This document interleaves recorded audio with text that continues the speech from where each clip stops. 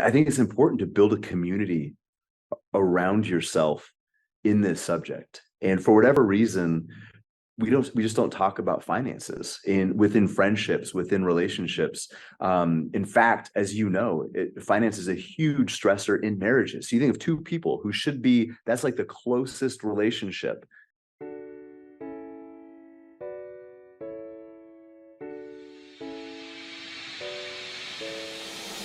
Welcome to Give a Heck. I am your host, Dwight Heck, and for much of my life, lived my life in quiet desperation, wondering how I was going to pay the bills, take vacations, save for retirement, and one day wondering if I would get off the hamster wheel of life and have purpose. A life that most of society lives, which takes us to work, then home, then repeat, and pays us hopefully enough just to survive. The harsh truth that most live with more month than money and have no idea how to live life on purpose, not by accident. This ensures the mass majority are living not just financially broke, however emotionally and mentally as well due to financial pressures. In each episode, I will introduce you to thoughts, ideas, and guests that can help you to learn how you too can live life on purpose, not by accident. Good day, and welcome to Give a Heck. On today's show, I welcome Chad Hufford. Born and raised in Anchorage, Alaska, Chad grew up in the financial industry, but also developed a strong background in athletics, nutrition, and performance psychology. Chad brings a coaching mindset and the heart of a teacher to the financial planning and investing as he strives to both empower and educate his audience to not only become better investors, but to live more intentionally and create an abundant life. Chad owns a boutique financial planning firm, Veritas Wealth Management, that manages $500 million and serves several hundred families across the U.S. In addition to finance, he regularly teaches and speaks on fitness and faith, seeing these as all important aspects of a purposeful and abundant life. Chad and his wife, Tiffany, also a lifelong Alaskan, have been blessed with 6 wonderful children. Tiffany stays busy homeschooling the kids, and the whole family is very involved in their church and local community. Their family loves fishing and camping. I like how Chad puts it, more like glamping. All right, nothing wrong with that. Hunting and enjoying the wonderful outdoors Alaska has to offer.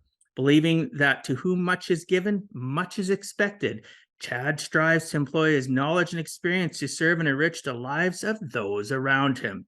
I'd like to welcome you to the show, Chad. Thanks so much for agreeing to come on and share with us some of your life journey. Dwight, it's a pleasure to be here. Thanks so much for having me. Fantastic, brother. I'm excited. Our pre-conversation was amazing. I can imagine our recorded conversation is even going to be better. So listeners and people watching on the YouTube channel, buckle up because here it comes. You're going to be surprised because most people in finance are sticklers about being a transactional based person. They just basically press hard 3 copies.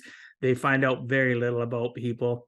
Chad is one of very few people I've experienced in my 21 years that thinks the same as me, that believes in touching you more than just mentally and more, on the heart based, on your soul, and connecting all the dots to ensure that we don't leave anything on the table, that we keep everything open and honest so that you can live that purposeful life that that I talk about all the time.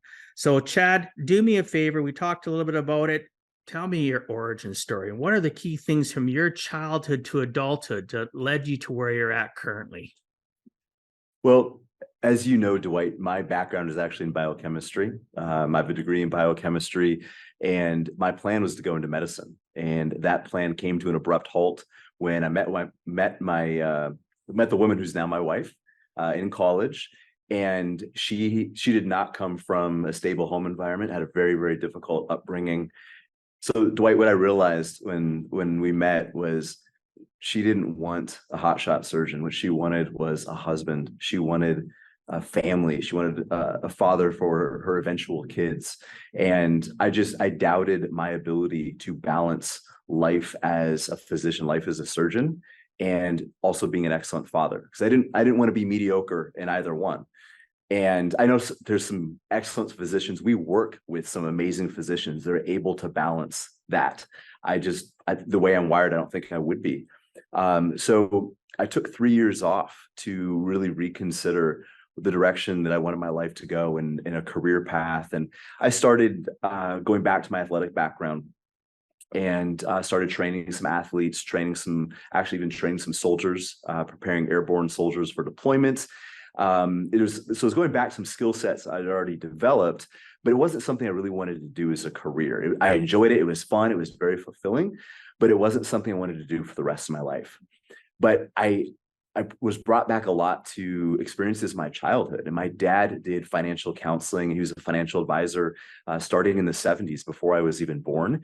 Throughout my childhood, he retired, pretty much retired in the late 90s, about the time I started going to college. So he was kind of outside of that world, or at least not in a day-to-day anymore. But we started talking about what that would look like. And I just remembered running into people at the store when I was a little kid with my dad or with my mom, and them just being so grateful for the impact that my dad had on their life. And, for the longest time, I thought my dad was just managing money. But what I realized is he was helping people live their dreams, really. And I just thought, man, what a way to impact people. And he did it with relationships. Like you and I talked about offline, it isn't about transactions. It's about relationships, about transformation.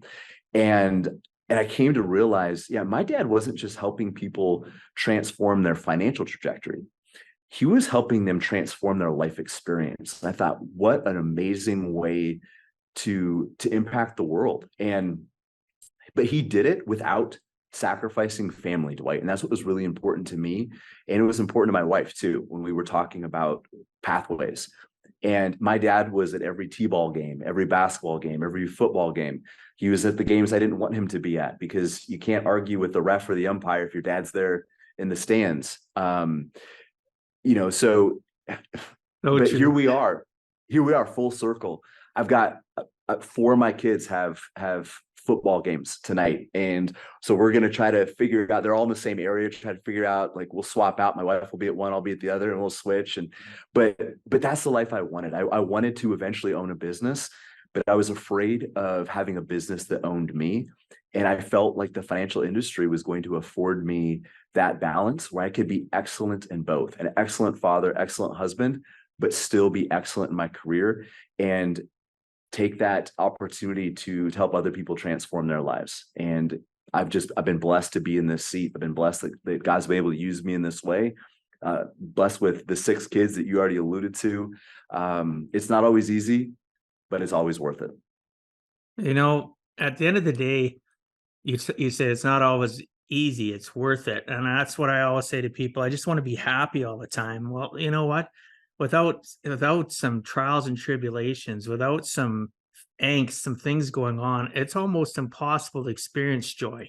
So if you don't have some things going on where you're juggling kids at 4 different games, or you're trying to figure out, their dynamics as kids, especially with 6 of them. I had 5. I don't know if you realize that or not. So I get it. It is life's in session. It's the whole reason why I went into finance, as you and I talked a little bit about it. I believe because you had said you listened to one of my Origin podcasts. Yes. I got into finance because I wanted a flexibility. I turned down the opportunity, like you turned down being going to become a surgeon. I turned down an opportunity to take over an agency where I would make millions of dollars a year. And why did I do that? My kids didn't ask to be an afterthought. And people will go, what do you mean? Well, an afterthought. Everything, my life is driven by 3 things. My core values are faith, family, work, in that order, right? Faith in God gives me strength so I can be a great dad to my kids. They're all adults now, but I have grandkids too. Work is just something I do to sustain and pay bills, right? Obviously, I like what I do because it helps lots of families, just like you do.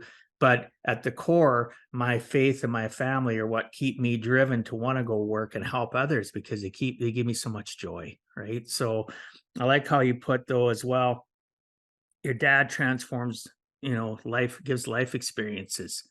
How many people listening to this podcast or watching, have you ever had somebody in finance talk to about the fact of giving people a purposeful life experience. Well, it takes effort. You need people like Chad or myself to actually care. And how do we care? By focusing on our faith and our families, if that makes sense, right? That connection. Well, Dwight, I just believe, and I know you do too, money is just a tool.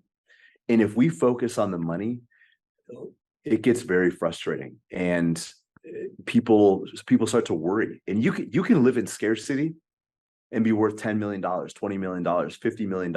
I've run across these people because what's happened is some of these folks, they've started to focus on the money or the investments themselves as the end rather than a means to an end.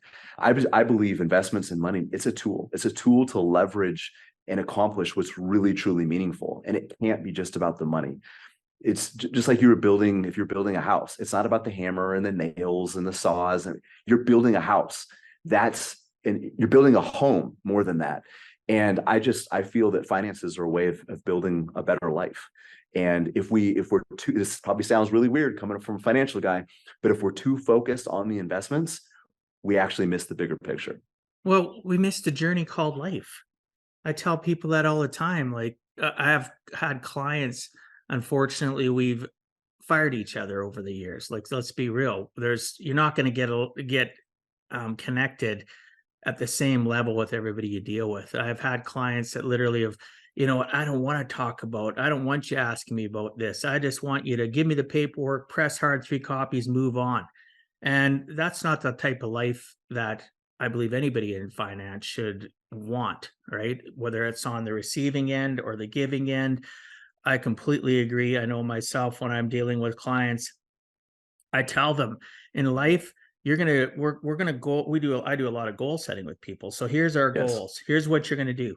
Now, here's a promise I want you to make to me. And they'll look kind of confused. Sometimes it's an individual, a couple, sometimes it's a business, and I'm sitting with a bunch of people. You got to promise yourselves and promise me that you're going to, along this way of getting to this goal, you're going to remember every single little step and you're going to appreciate the journey. Whether there's a hiccup and you tripped and you skinned your knee and you had to get back up, I want you to start looking at this stuff and appreciating what you've been given. You've been given another shot, another day, right? I'm going to teach you and I'm going to remind you to have gratitude for those little things so that when you hit your destination, you aren't jumping to the next one. You're hitting that destination and looking back and going, wow, look at all the memories that were created. Sometimes it's bad and ugly. Sometimes it's great. But too many people are always chasing that next material thing. They're checking out their investments, like you said. And clients like that drive me crazy. They're constantly reaching out to me. And again, I'm not trying to offend anybody that's listening, but Chad's right. Sometimes you have to trust in the process of what's been put together. As long as you've had a good financial roadmap, as you alluded to before we started recording, I use the same words. I guess that's why we connect so well, because we think a lot alike, right? So I appreciate you bringing that up. And it's just unbelievable that your father was a person that was connected to people, and you find that out, you said, when you were a little bit older. I'm the same with my dad. Was a very much a people person, very successful entrepreneur, not in the finance space. He was in the farm equipment industry, and it was always about relationships and connecting with people and giving the farmers a good experience of dealing with people, because they're stressed out about maybe a hailstorm. Maybe they're stressed out about not enough rain, too much rain. You know what I mean? At the end of the day, we all have to understand people have their own crosses to bear, right? We need to be compassionate, caring, and kind. Well, I think that's a big part of what we do. We give people hope when they're feeling helpless. We give people a shot of discipline when they're feeling fatigued. I think our role isn't just providing investments. It's not even just providing a plan. It's providing people the encouragement and the empowerment that they need to move forward. And like you already said, it's to help people find meaning behind the money. And what do they want life to look like? What are they trying to build with these investments? And I think that's a huge issue with this idea of viewing retirement as a finish line. People get to that point and they don't know what's beyond that. So they don't need their job anymore. They're financially independent, and it can feel really empty because they've made it so much about this goal. And there's nothing wrong with being financially independent. I'm all about financial freedom. Don't get me wrong. But when it's all about that, we don't attach anything to that, it can actually be really empty. And you talked about enjoying the process, enjoying the journey. And back in my time working with athletes, I actually trained an Olympic skier. And he said one of the most elating moments of his life, he's a Canadian skier, one of the most elating moments of his life was standing on the podium to receive his medal. And he said it was absolutely amazing, euphoric. And the next morning was one of the most overwhelming feelings of emptiness he's ever felt, because he realized everything that he had sacrificed, everything that he had given up. And if he could sacrifice for 4 more grueling years, at best, he might possibly get back to where he was the day before, at best. And it was kind of that feeling like, is this all it was? Because he had missed part of it. He had missed the journey. He was so focused on the destination, he had missed the journey. So I think that's a big part of what we can do, is help people find that balance. And again, give them that encouragement, be that source of motivation and inspiration along the way. Yeah. And those listening, it isn't a cookie cutter approach to what Chad and I do. Everybody's unique, like our fingerprint, right? So you might have a specific goal or process or plan to get to where you want to get, or at least you think you do. And then you meet somebody like us that can throw a monkey wrench into your whole process. Maybe you have no process. All I expect, I don't know, maybe Chad, you can add to this, is I expect you to be the willing. I expect you to be the person that understands we don't want you to just target and hit a goal and then feel empty, like you're talking about with the skier. And I get that with some clients that are very, very wealthy and they're bored. And I'll say to them, or even clients that want to exit businesses, and I'll say to them, well, do you not like what you do anymore in your business? No, I love it. Okay, what are you going to do after you exit? Maybe do a partial exit, maybe stay involved. Why? Well, life is about continuing to serve others. At least for me, if you're financially independent, now you can spend even more time serving and helping others. Maybe Yes. you charge for your service, whatever business it is. Maybe you're in a career. Maybe you can go to a company you like better and take less because now you are financially independent. Maybe you can take your business and go out and serve others for free. Maybe you have some pro bono stuff. Maybe, and people are shocked. Well, my whole life I've been told my goal is to sell my business, like to exit. Well, how about we think a little bit differently? I think differently than you. So we'll have a conversation. And what it's about, their roadmap, where they need to be, is different than somebody that's at a different type of career or business. And it's just about relationships and connection. And I think regardless of how much wealth somebody has, every one of us needs meaningful pursuit. And a lot of us, we find that in our careers. We find that maybe in organizations or churches or nonprofits. But when we unplug from that career, when somebody is able to retire, when they have what we call a work optional lifestyle, where they may or may not still be in their career or their job, but they no longer need their paycheck to maintain their lifestyle. When they get to that point, if you're going to unplug from meaning and purpose in any of those areas, work, community, faith, whatever, you've got to plug in and replace that with something else. You can't just unplug from meaningful pursuit and purpose and replace that with beach vacations. I mean, that'll work for a while, For but a few months, maybe. Yeah, but I mean, just think of how good, if you've been on a diet or something and you've been eating really, really clean, how good a little piece of chocolate tastes. But if you ate chocolate at every single meal, pretty soon it starts tasting like chalk. So just like what you said, it's hard to experience joy without experiencing some trials and tribulations. Human beings are wired to experience challenges and disruptions. And I think we need to be stretched and grow to feel that purpose. So I just encourage people, find out what it is that you're going to pin your ears back and go after when you don't have to go to work anymore. Because people are going to have to find something. Absolutely. And a lot of times the associations are why they're stuck to where they're stuck. Not just the people, but the associations of what they do in their daily life. Maybe they are that person that's eating chocolate every single meal, and like you said, it tastes like chalk. They're on a hamster wheel, is what my Yeah. point is. And they need to have somebody. And I'm not those listening. I'm not putting chatter myself up on a pedestal. I'm saying, look at your life and look at who has been helping you and coaching you.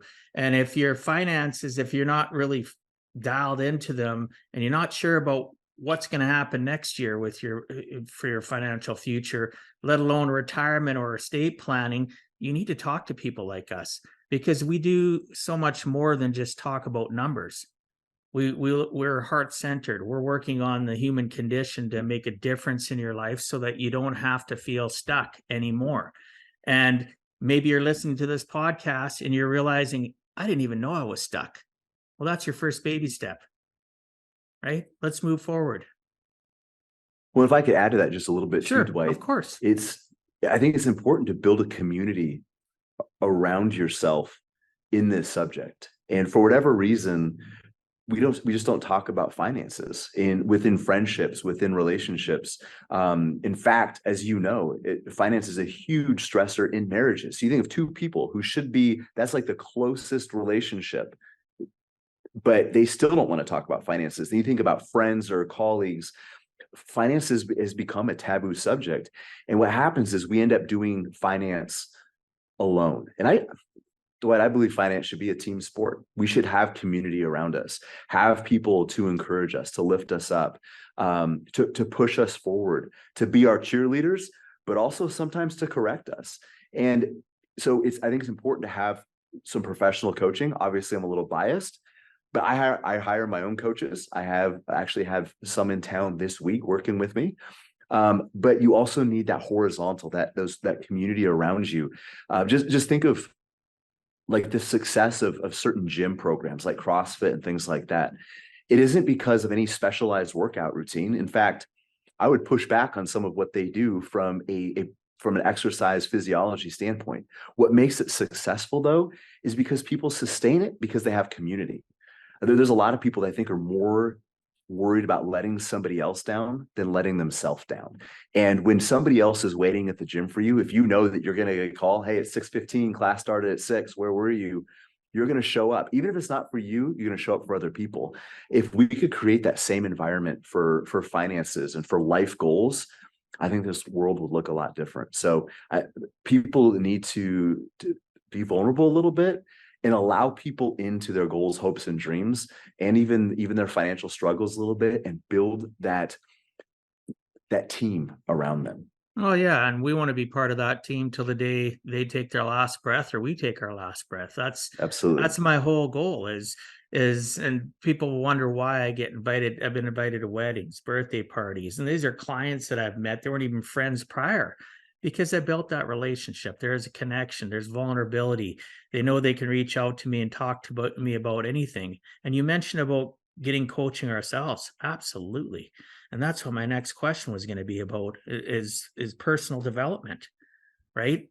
Bottom line, we have a world where I've been educating individual and groups for a couple decades. You've been doing it for a long time as well, to create better habits and a healthier mindset, because when their habits are better, then their mindset's better, their financial plan is better. It sticks. They're willing to reach out and communicate with me and say, you know what, we can't see the forest for the trees. Maybe you can.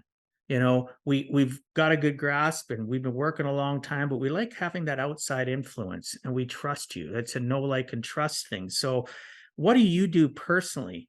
Because I preach personal development. I started on a personal development journey 30 years ago this year. 1993 is when I really got involved in it. And I've been on the climb ever since to keep on developing myself and have personal coaches.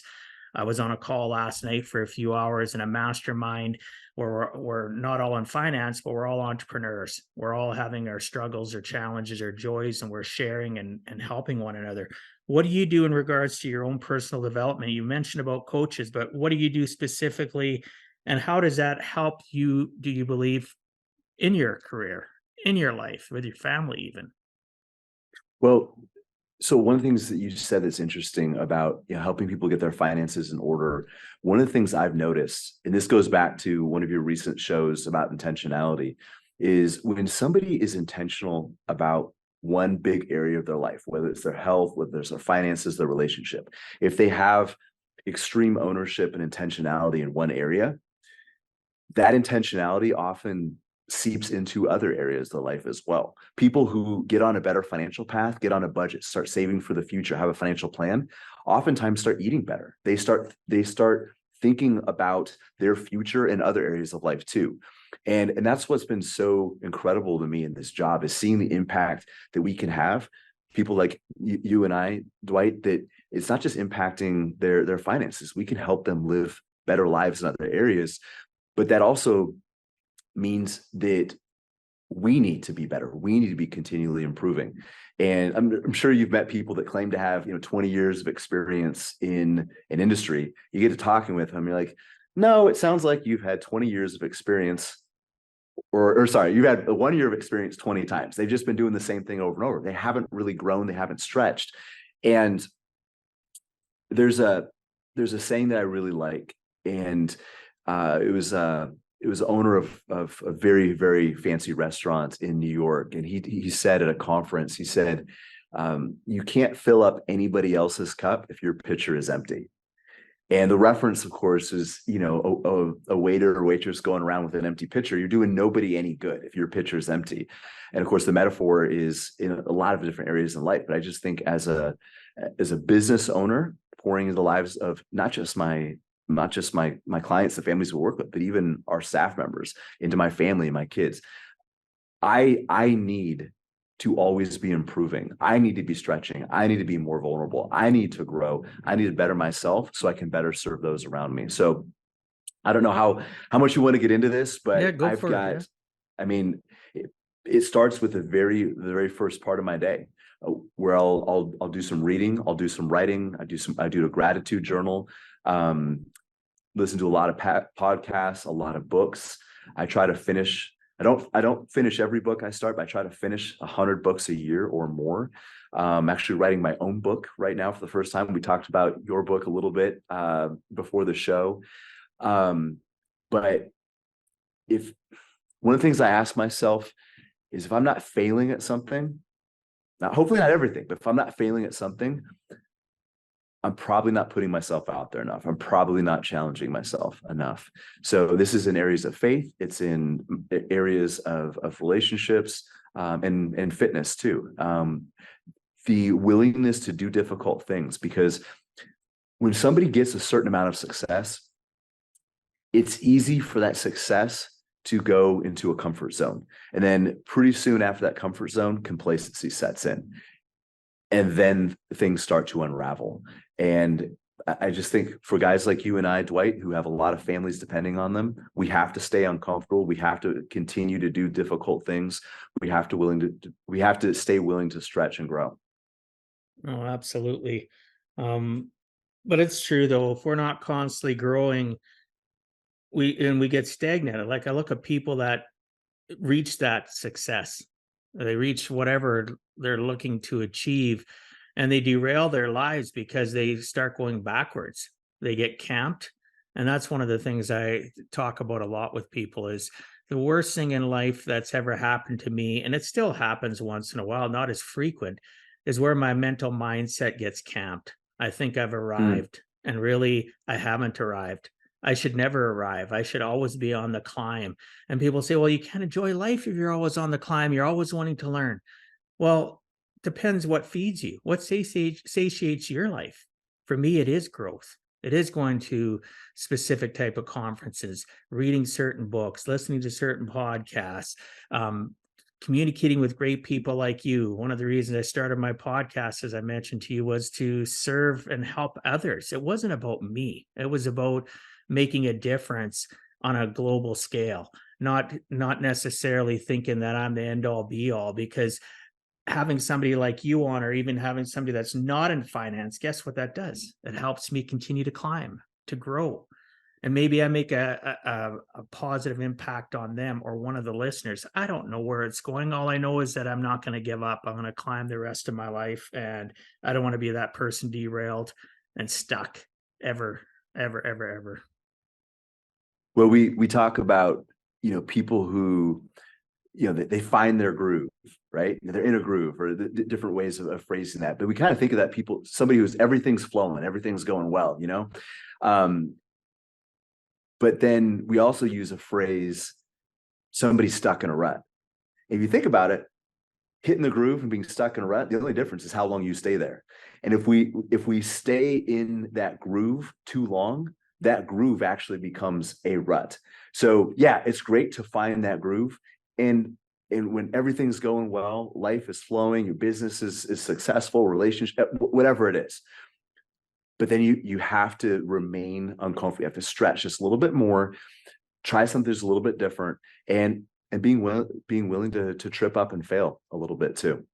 Yeah, so many people get stuck. I like how you put that groove. It becomes a rut if you don't continue to grow and advance. I find though, there's so many people that are the type of person that they think they can always do it on their own. So they accomplish and achieve something, and because that they're successful at whatever their career they're in or a business, they don't think they need help anymore. They think we talked about it, they've arrived. When in reality, there's always something that somebody else knows that you don't know. Always. I don't care how good I think I'm in at finance. I can learn things from you and from others to be a better person in finance. I can learn something from somebody else that maybe is going to help me peel back the layers of the onion for a client, an individual, a business, whatever the case may be. I owe it to myself, because in order to be fulfilled myself and feel good about life, I owe it to myself to continue to grow. And then secondly, not first, second, my family, my faith, my clients, they all benefit from that. But if I'm not good up here between my 6 inches between my ears and constantly making it that I don't get stuck in that rut. I love how you put that groove and rut story, but it's true. We owe it to ourselves. Chad owes it to himself to continue to grow so that you can continue to help everybody, because you got a big family. Right? You got and you got agents you have to worry about, or partners or whatever the case may be. So good for you, understanding that you're always on the hunt to better yourself. You're always on that climb. Yeah, and it's just what people understand too. It's not striving for the sake of striving. It's not a compulsion. It's really about purpose. It's a daily thing. It's just something you've gotten, like your gratitude journal, even, right? Same sort of idea. Yeah. You're always on the growth to better and appreciate life. Well, and I just believe that every day is a gift from God, but I have an opportunity to give God that gift in how I live that day. And there was an incident in my life when I was 19, and I was exposed to lethal levels of carbon dioxide for almost a 10-hour period. And the levels I was exposed to should have been lethal within 30 to 60 minutes. And I was in it all night. And waking up with that realization that I had no business being alive. And I really didn't, Dwight. There's some physicians working with it. They're like, this doesn't make sense.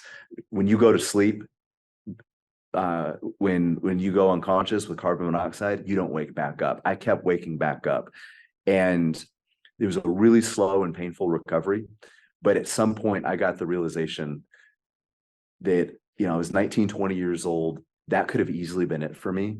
And every day beyond that was essentially bonus time. It was, I don't want to say borrowed time, but it was bonus time. God was giving me an extra day that I didn't deserve, and I very easily could not have had. So I don't want to stand before God and him looking at me and saying, I gave you this extra time.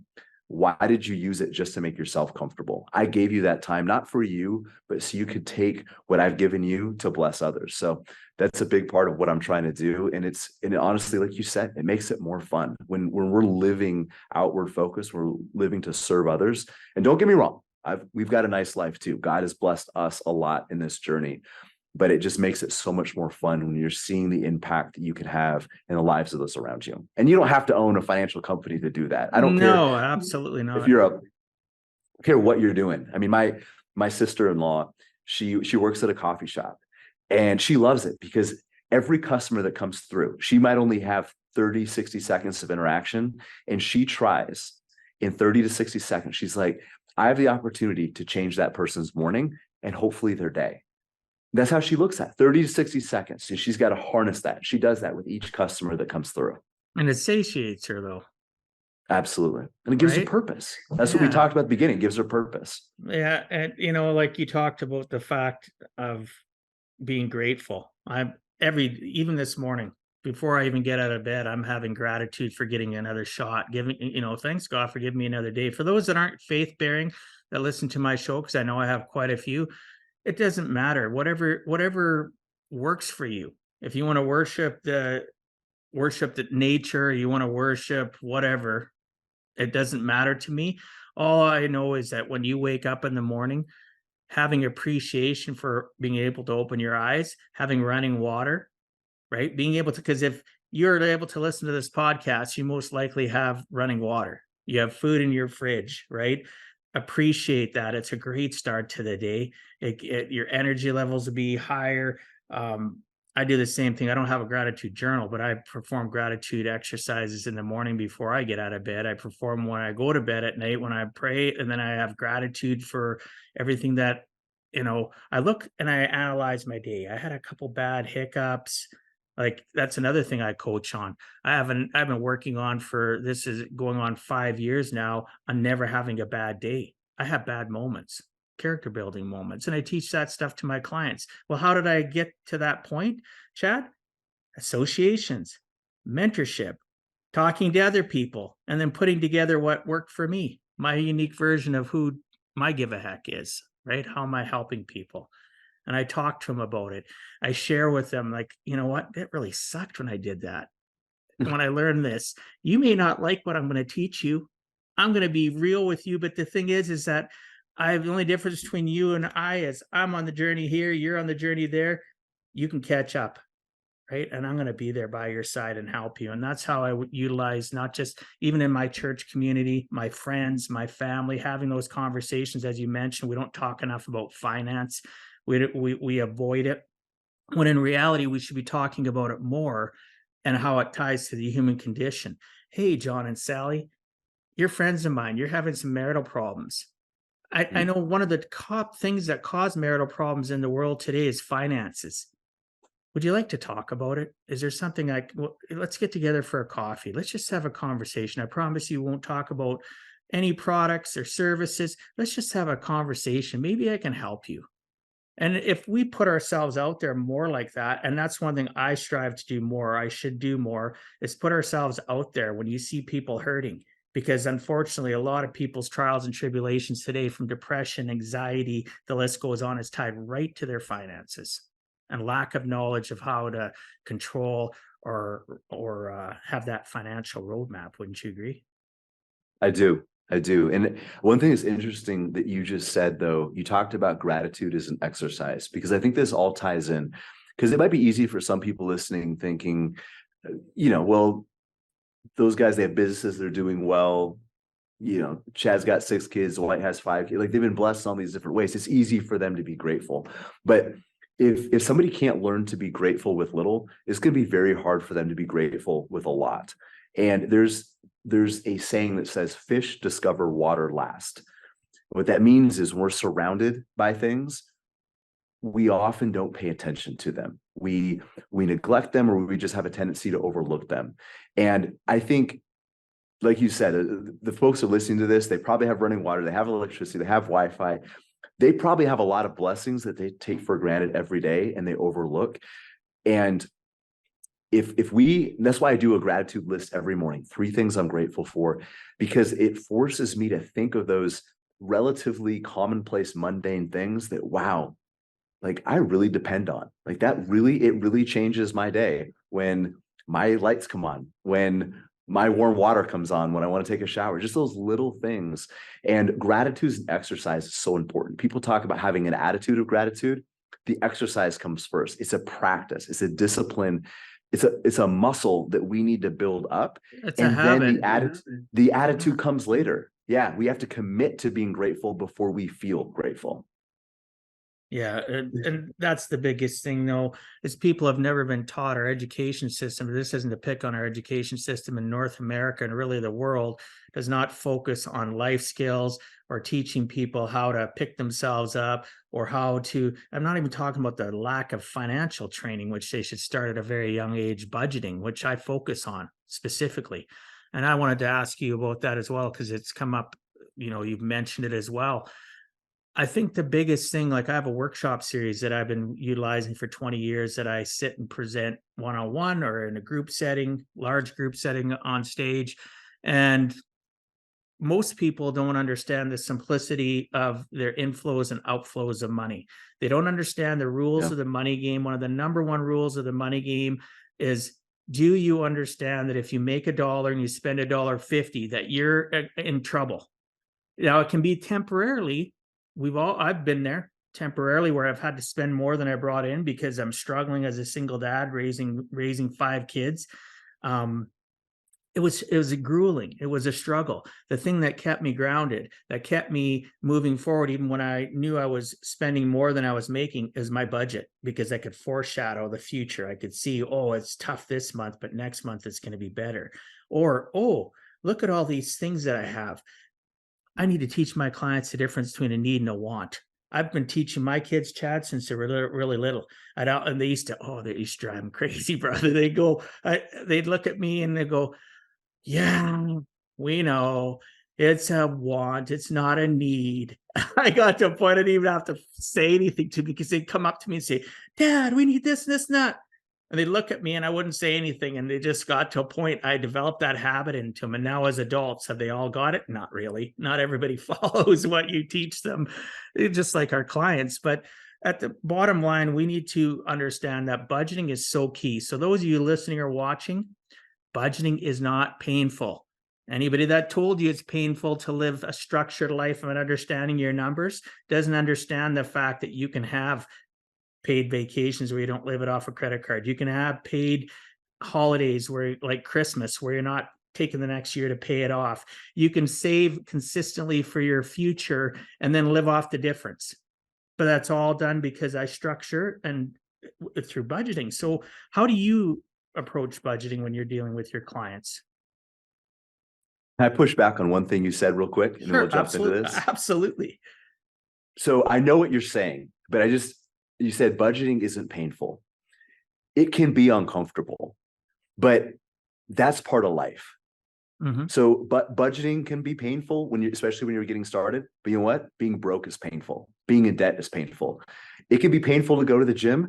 Heart attacks are painful too. So it's choosing discomfort on your terms. And what a budget allows you to do is choose some of that discomfort on the front end on your terms, so you don't experience it out of control on the back end long term. So what you're doing is you're taking some of that discomfort and you're compartmentalizing it. You're saying, I'm gonna experience a little bit of pain now, so I don't have to experience a lot of pain later. And a budget kind of bottles that pain so you can actually get something out of it. And because if people aren't in the habit, Dwight, we both know it can be a struggle. You're changing behavior. It's a budget is like a diet for your money. It's making sure that you're making healthy decisions for the future you. And it's telling your money where to go instead of wondering where it went. So much like a diet, somebody who like meal preps, they're going to get their meals ready the day before, the night before, something like that, and they've put them aside. And it's almost like that decision's already made. They don't have to worry about, well, do I want to go to McDonald's, or do I want the fries, or do I want the cinnamon roll that somebody brought into the office? No, they've already made the decision what they're going to eat that day. They've put it aside, and a budget allows us to do the same thing. We don't have to stress about, ooh, I just saw that thing on Amazon that I didn't know I needed, and I should buy it. But the budget has already made that decision. No, it doesn't fit. At least not now. Maybe in the future, but not now. So it takes some of that burden off our shoulders, and in the long run actually reduces that pain. It actually, people think budgets are restrictive. I think budgets give you tremendous freedom, because it's not so much about telling you what you can't do, it's telling what you can do. And you don't have to wrestle with some of those other decisions, because the budget's already made that decision for you.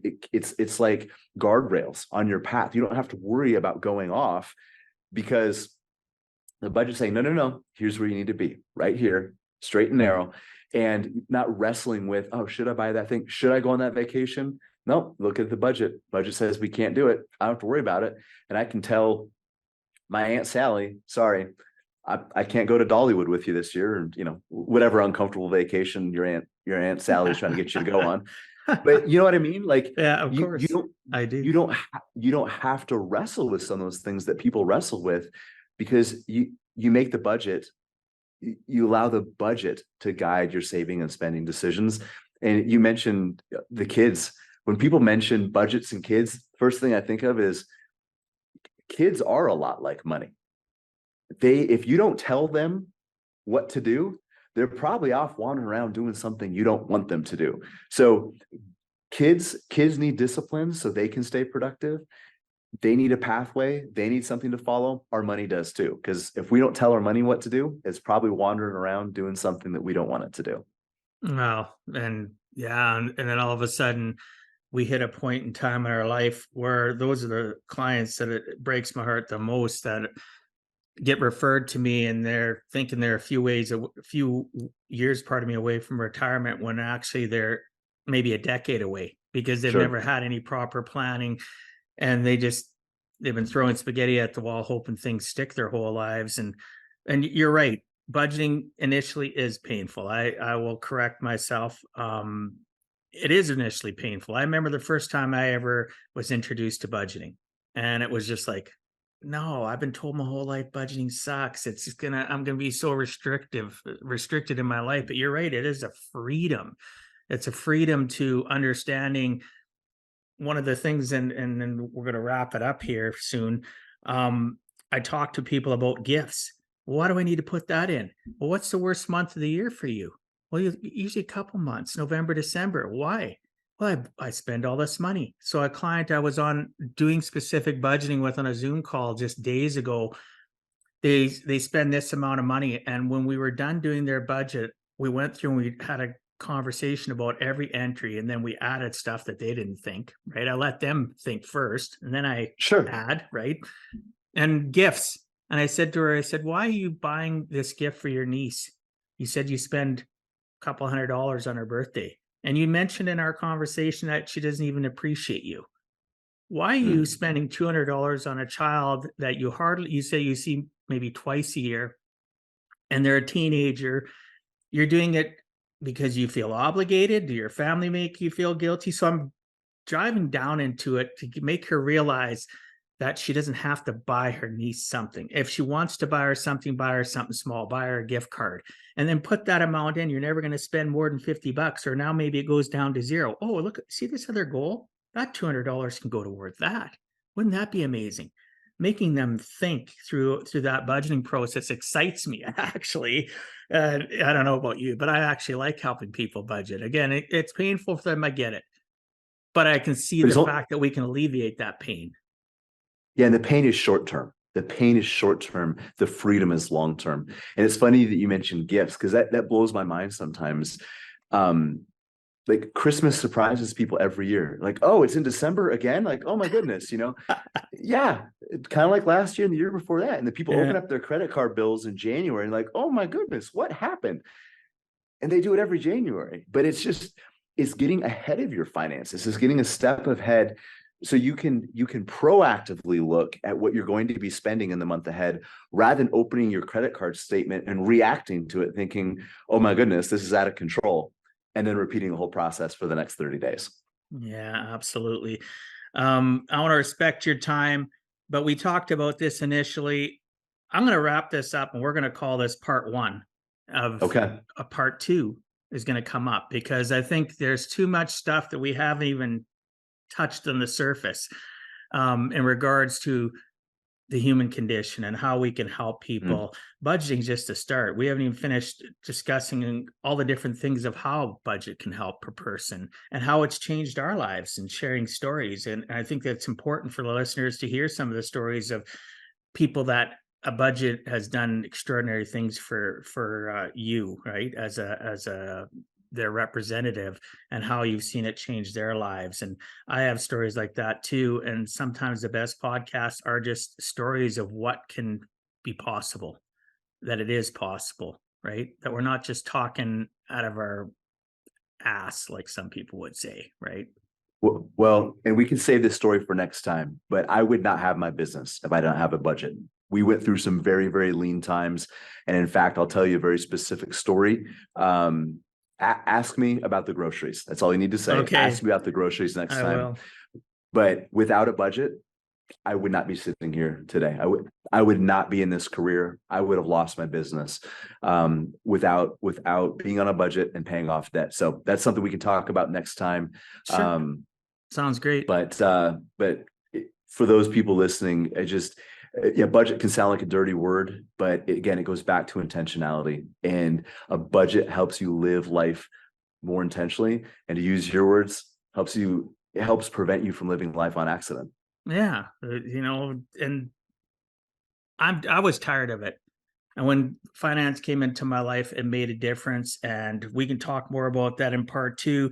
Normally, I wrap up the episode asking people, their last closing message in regards to, what would you tell people in regards to giving a heck? But we'll save that for episode 2. We'll make sure we'll book a little bit more time. Maybe it'll be a little bit longer episode as well.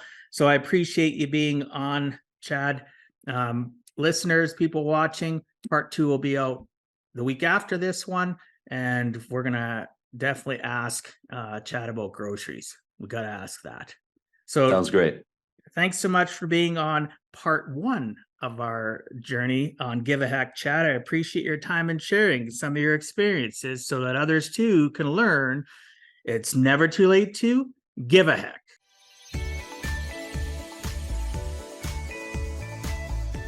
Thank you for taking time out of your day and listening to Give a Heck. If you find value, I'd appreciate you sharing with your friends and family so they too can learn how to live life on purpose, not by accident. So you do not miss the next episode, please subscribe on your favorite podcast platform, and please also post a review. I look forward to reading your comments. This has been Dwight Heck. If you want to check out other podcast episodes or today's show notes, please check out my website, giveaheck.com. And until next time, together let us all strive to give a heck.